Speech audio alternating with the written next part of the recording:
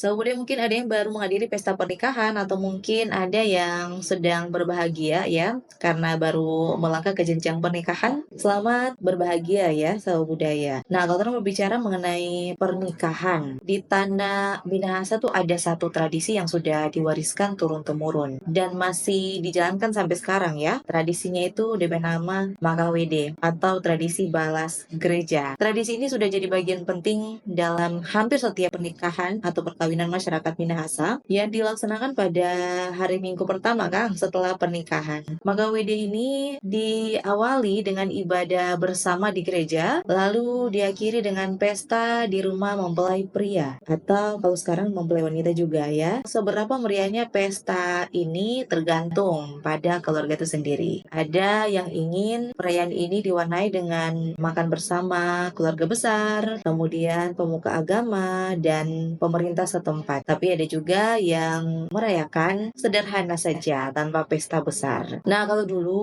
setelah selesai ya, mempelai wanita itu akan diantar ke rumah suaminya dengan iringan musik bambu. Dalam perjalanan ini, mempelai wanita didampingi keluarga dan kerabat, lalu disambut dengan penuh penghormatan di rumah baru mereka. Sebagai tanda kesungguhan dan komitmen, keluarga mempelai pria itu akan memberikan bingkisan berupa 50 pohon kelapa, tanah, rumah, atau bahkan uang kepada mempelai wanita. Dan acara ini kemudian ditutup dengan suguhan makanan dan minuman ringan. Tapi ya sahabat budaya seiring berjalan waktu ya, pengaruh pendidikan barat dan kemajuan teknologi sudah mengurangi unsur-unsur adat dalam perkawinan ini. Salah satu tradisi perkawinan Minahasa ini. Walaupun begitu, ya tradisi Makawedi masih tetap ada. Tradisi balas gereja masih tetap lestari sebagai wujud syukur kepada Tuhan dari kedua mempelai dan keluarga. Sehingga bukan sekedar perayaan ya, tradisi balas gereja ini juga ungkapan syukur dan penghormatan terhadap nilai-nilai budaya yang diwariskan dari generasi ke generasi.